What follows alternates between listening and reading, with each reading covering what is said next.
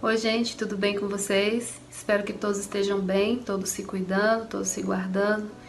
E preciso falar para vocês que eu tô sentindo muita falta de vocês, muita falta mesmo, é verdade, tá? E eu queria aproveitar esse tempinho que a gente ainda tem para falar um pouquinho sobre o texto dissertativo argumentativo, porque vocês precisam entregar agora, né, a nossa redação simulada e eu vou aproveitar para falar um pouco sobre a estrutura, sobre algumas questões importantes que vocês precisam observar para produzir o texto de vocês, tá certo? Então é isso, vamos começar fazendo um esclarecimento em relação ao nosso tipo textual que vocês precisam produzir. Primeiro, eu quero falar que a dissertação, ela nem sempre é argumentativa, mas a que nós pedimos é dissertação argumentativa, foca nisso, isso é muito importante. Primeira coisa, o que é dissertar? Dissertar significa falar, discutir, debater, refletir sobre determinado tema, determinado assunto, pode colocar opiniões de outras pessoas, então seria só abordar determinado tema, e isso é dissertar. E nós temos também o argumento, argumentar aí já é um pouco diferente. Além da dissertação, você vai apresentar fatos, ideias, razões, dados que possam fortalecer determinada opinião, que vão comprovar determinada afirmação, tá?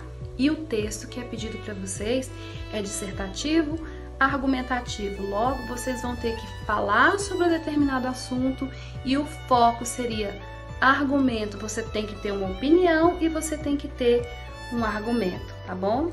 Então vamos lá. Então vamos falar primeiro sobre a introdução.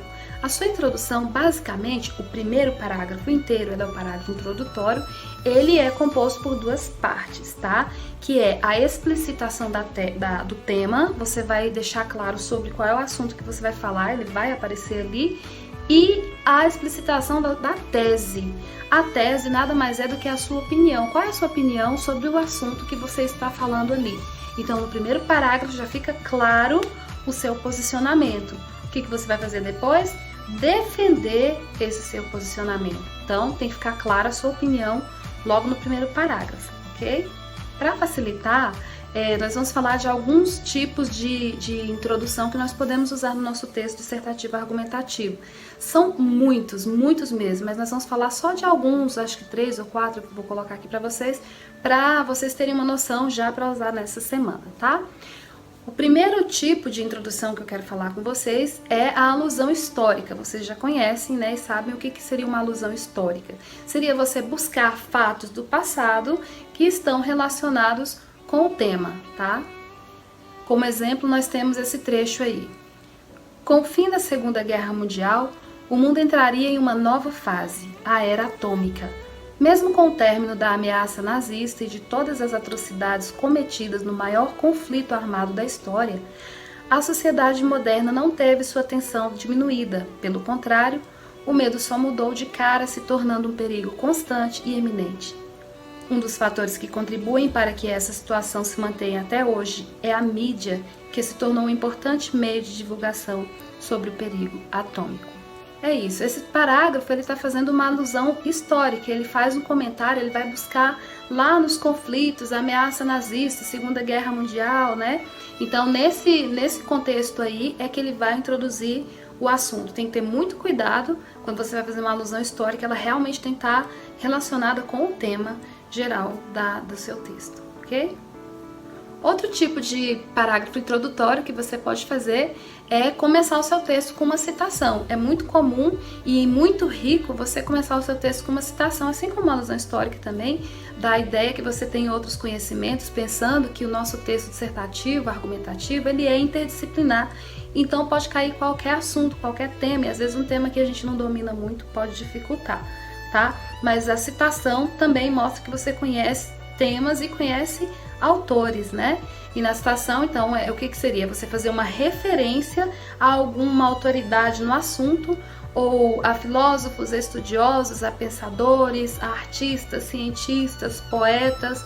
Você vai fazer uma citação de algo que ele falou mesmo, é uma citação, e aí você vai começar a fazer o seu texto. Essa citação, ela pode acontecer de duas formas. Nós temos a citação direta e a citação indireta.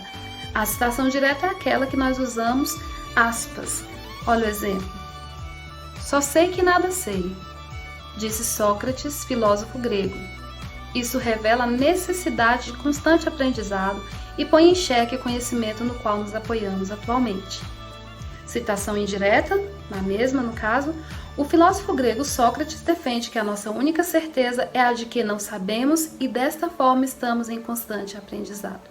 Então nós falamos a mesma coisa, praticamente, e usamos as duas formas da mesma citação, a direta com aspas e a indireta que é sem aspas, a gente só faz a referência, né? A gente vai fazer uma paráfrase daquilo que ele disse anteriormente, ok? Outro tipo de introdução seria a declaração. A declaração é a introdução que é mais usada, né? Ela é assim, a queridinha de todos, que seria uma declaração forte logo no início do parágrafo, que seria já a própria opinião do escritor, né? De quem vai fazer o texto. Então ela é carregada do seu ponto de vista já. Por exemplo, não há ligação direta entre a violência urbana e a pobreza ou o racismo. Suas raízes estão lançadas, na verdade, sobre uma sociedade desigual que privilegia uma minoria, deixando todos os demais à margem da sociedade, distante de oportunidades iguais. Veja bem que essa declaração ela pode ser refutada, né? Ela pode ser contestada, mas esse é o ponto de vista do escritor, é o seu ponto de vista que está produzindo a redação. Então, se você tem um pouco de dúvida, tem aquela tendência de falar assim, eu acredito, eu acho, eu penso, ou na minha opinião, não há ligação direta, tal. Não é o certo. O certo é você falar com propriedade, ainda que seja o seu ponto de vista apenas, porque você vai me provar depois o porquê no seu desenvolvimento, tá certo? Então essa é uma declaração. Temos ainda a introdução por divisão, que é quando nós usamos, o recurso que nós usamos de dividir o tema em partes diferentes para que nós possamos abordar posteriormente no texto, no desenvolvimento, tá? Seria a separação das ideias em dois elementos, vamos dizer assim. Olha o exemplo. É de conhecimento geral que a qualidade de vida nas regiões rurais é, em alguns aspectos, superior à da zona urbana, porque no campo inexiste a agitação das grandes metrópoles, há maiores possibilidades de se obter alimentos adequados e, além do mais, as pessoas dispõem de maior tempo para estabelecer relações humanas mais profundas e duradouras. O que o autor fez foi colocar em evidência as duas formas de vida, a forma de vida urbana e a forma de vida rural, mas já deixando claro ali qual que ele acha que é superior, qual que é melhor, tá? Então, o que ele fez? Ele usou um tema por divisão, que é uma das formas de se introduzir um texto. Agora nós vamos falar um pouco sobre o desenvolvimento. O desenvolvimento é o próprio corpo do texto, é onde você vai colocar os seus argumentos, que é o mais importante no texto dissertativo argumentativo. Agora que você já colocou a sua tese, né?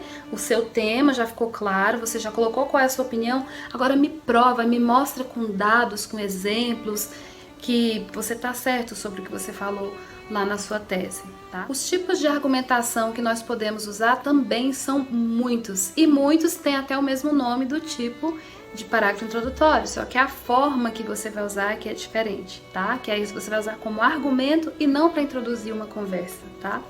Então nós temos muitos, mas nós vamos falar aqui apenas de 5 deles. O primeiro que nós vamos falar é o argumento por comprovação. O argumento por comprovação, como a palavra já fala, é quando nós buscamos comprovar através de dados estatísticos, dados históricos, pesquisas, comprovar através disso aquilo que nós falamos anteriormente ali no nosso tema, né? Então, como que eu posso comprovar o que eu disse ali? Eu posso usar um dado estatístico, eu posso usar alguma pesquisa do IBGE, posso usar alguma coisa do Datafolha, por exemplo, e então você vai estar usando um argumento por comprovação, tá? Exemplo. Segundo o Datafolha, 76% dos brasileiros acreditam que o mais importante em meio à pandemia do novo coronavírus é manter as medidas de isolamento social e deixar as pessoas em casa. Isso mostra uma mudança importante de mentalidade da população no momento de crise. Então tá aí, foi utilizado um argumento por comprovação. Bom, O que eu estou tentando comprovar ali, né? O que está tentando comprovar no texto? É mostrar essa mudança na mentalidade da população. Como que você sabe que essa população está mudando essa mentalidade? Bom, as pesquisas mostram que 76% já pensam dessa forma. É um argumento por comprovação, tá bom? Outro argumento muito utilizado e forte é o argumento por citação, que nós podemos usar lá também na nossa introdução. O argumento por citação é aquele onde você utiliza falas de autores renomados, de poetas também, de autoridades em determinado assunto para comprovar alguma coisa, dar credibilidade para alguma coisa que você falou, né? Então, parece um pouco com as pesquisas, né? Com a comprovação. Então você vai dar credibilidade falando, olha, fulano assim, estudioso, filósofo, que entende, ele pensa isso, então apoiado nisso eu penso isso também. Então é um argumento por citação. Olha o exemplo. O filósofo iluminista Montesquieu, em O Espírito das Leis, estabeleceu a divisão de poderes, ratificando ser necessária para diminuir a concentração do poder e o abuso deste por parte do governante. Tá aí, utilizou o nome de um filósofo que, para quem conhece, já vai pensar, puxa vida, então, peraí, vamos analisar direitinho, vamos tentar entender melhor o que ele está falando, pode ser que tenha sentido, né? Então, usou uma citação. Outro tipo de argumento é o argumento por raciocínio lógico. Esse é infalível, desde que o raciocínio seja lógico mesmo, que seria aquela relação de causa e consequência. Nós estudamos, você estuda em gramática isso, né? As conjunções coordenativas, as conjunções subordinativas, as relações de causa, consequência, explicação. Aí entra o raciocínio lógico e aí você vai usar o poder da palavra. Então, por isso a importância de você usar um tom formal, usar expressões formais, tá? Para comprovar o seu conhecimento de causa, para dar força para o seu argumento. Então, seria o estabelecimento de relação de causa e consequência sobre aquilo que você está defendendo. Então, por quê? Qual é o motivo? Qual é a causa? Posso acreditar por quê, né? Olha o exemplo. A democracia representativa não pode ser entendida como uma resposta histórica às possibilidades geradas pela democracia direta. Isso porque a trajetória do conceito de democracia não é linear.